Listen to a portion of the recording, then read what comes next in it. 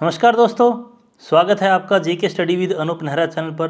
अगर आप चैनल पर पहली बार हैं तो प्लीज़ हमारी वीडियो को लाइक करें, चैनल को सब्सक्राइब करें और अपने दोस्तों को भी शेयर करें ताकि वो भी पढ़ सकें।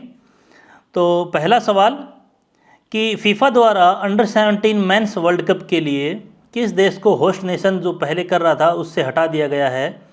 तो इसका सही जवाब है ऑप्शन सेकंड, पेरू। तो फीफा द्वारा पेरू को अंडर 17 मेंस वर्ल्ड कप के होस्ट नेशन के तौर पर हटा दिया गया है जब फीफा ने उसकी जो तैयारियां थी उनका जायज़ा लिया और फिर कहा कि अभी ये टूर्नामेंट के लिए रेडी नहीं है।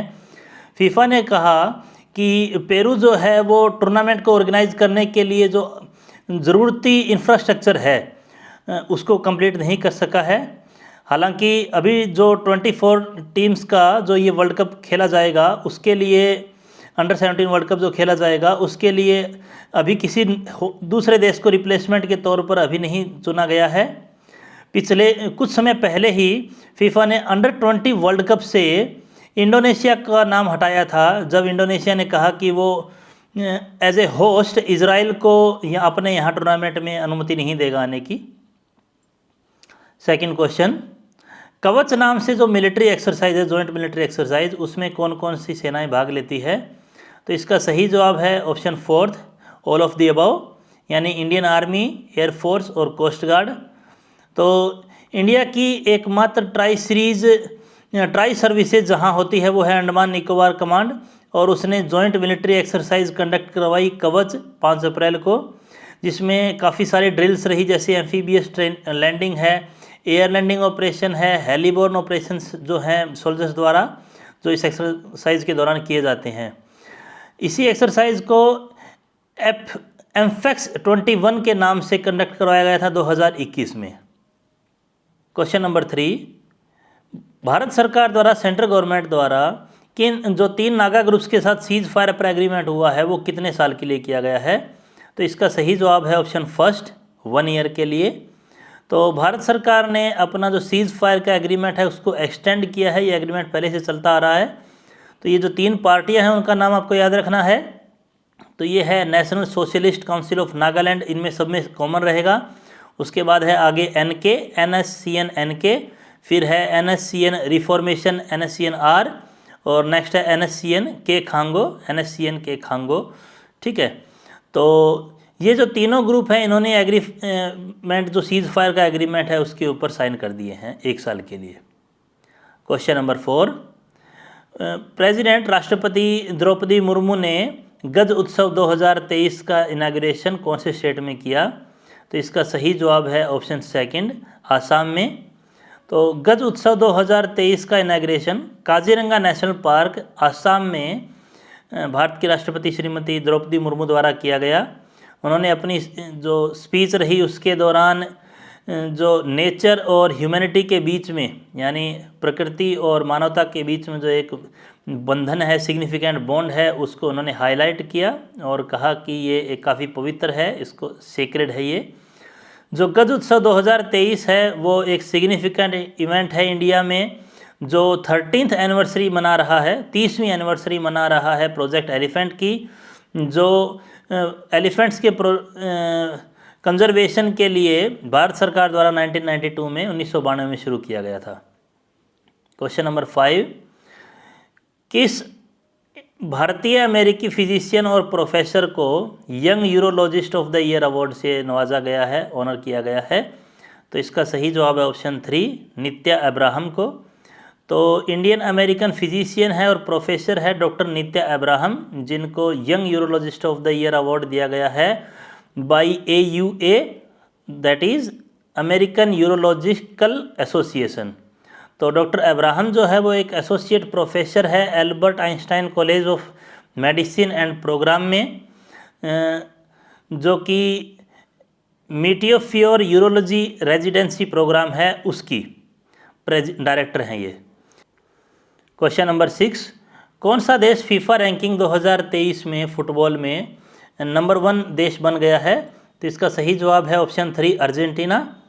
तो फीफा है federation international D football association और उसने लेटेस्ट रैंकिंग जो जारी की है इंटरनेशनल फुटबॉल टीम्स की, उसमें अर्जेंटीना ने जो है वो फीफा रैंकिंग्स में फर्स्ट रैंक हासिल कर ली है और ऐसा पिछले 6 सालों में वो पहली बार हुआ है। तो जो टॉप 5 टीम्स है फीफा रैंकिंग्स में अप्रैल 2023 में वो हैं अर्जेंटीना, फ्रांस, ब्राज़ील, बेल्जियम और इंग्लैंड। फीफा की स्थापना 1904 में की गई थी, जिसका हेडक्वार्टर है ज्यूरिख स्विट्ज़रलैंड में, और इसके अभी प्रेसिडेंट है गियानी इन्फेंटिनो। और फीफा जो है उसके 211 मेंबर एसोसिएशंस हैं और ये सब one of the largest international organization है in the world. Question number 7, मिर्चा राइस को जियोग्राफिकल इंडिकेशन टैग दिया गया है, तो ये बिहार की किस डिस्ट्रिक्ट से है? तो इसका सही जवाब है वेस्ट चंपारण, ऑप्शन 4। तो मिर्चा राइस जो कि एक वैरायटी है वेस्ट चंपारण की बिहार से, उसको फ़िलहाल में जीआई टैग दिया गया है। और इस मिर्चा राइस के जो दाने हैं, इस जो चावल है इसके जो दाने हैं वो साइज़ में और शेप में ब्लैक पेपर जैसे दिखते हैं, काली मिर्च जैसे होते हैं, इसीलिए इसको मिर्चा या फिर मार्चा राइस के नाम से जाना जाता है। और इसका एक अलग सी सुगंध रहती है और इसके दानों की और जो फ्लेक्स है उनको अपने स्वाद के लिए जाना जाता है। तो ये जो चावल है वो काफ़ी फेमस रहा है अपनी एरोमेटिक जो चूरा इससे बनता है राइस फ्लेक्स का, जो उसमें जो अपने स्वाद के लिए काफ़ी फेमस रहा है। और जब इसको पकाया जाता है तो ये काफ़ी फ्लफ़ी रहता है, नॉन स्टिकी, चिपकता नहीं है और काफ़ी मीठा रहता है एक सुगंध के साथ। क्वेश्चन नंबर 8, किरीट पारिख ये कमेटी जो है वो किससे रिलेटेड है, किससे जुड़ी हुई है? तो इसका सही जवाब है option 2, pricing of natural gas की प्राइसिंग से। तो गवर्नमेंट ने जो प्राइसिंग मॉडल है डोमेस्टिक नेचुरल गैस के, उसको किरीट पारिख कमेटी के रिकमेंडेशन के हिसाब से उसको इम्प्लीमेंट किया है। तो जो नया प्राइसिंग सिस्टम होगा वो प्राइसेस को मंथली उसको अनाउंस करेगा और उनको 10% इंटरनेशनल जो प्राइस है इंडियन क्रूड बास्केट का उसके साथ लिंक करेगा।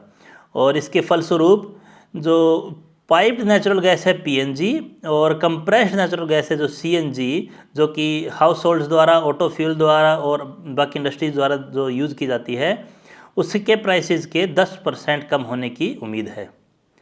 क्वेश्चन नंबर 9, कौन सा देश जिसने हाल ही में एक नया स्पाई सैटेलाइट लॉन्च किया जिसका नाम है ओपेक 13? तो इसका सही जवाब है ऑप्शन 2, इजराइल ने। तो इजराइल ने अपना नया स्पाई सैटेलाइट जिसका नाम है ओपेक 13 उसको लॉन्च किया है ऑर्बिट में। तो सैटेलाइट ओपेक जो 13 है वो पल्माचिम एयरबेस जो कि सेंट्रल इजराइल में है वहाँ से लॉन्च किया गया है और उसका उद्देश्य रहेगा एडवांस इंटेलिजेंस कैपेबिलिटीज़ को प्रोवाइड करवाना इजरायली मिलिट्री और इंटेलिजेंस एजेंसीज़ को। तो ओपेक 13 जो है वो लेटेस्ट एडिशन है इजराइल की, जो ओपेक सीरीज चलती आ रही है स्पाई सैटेलाइट्स की उसमें, और ये 1988 से स्टार्ट हुआ था और अब तक चल रहा है।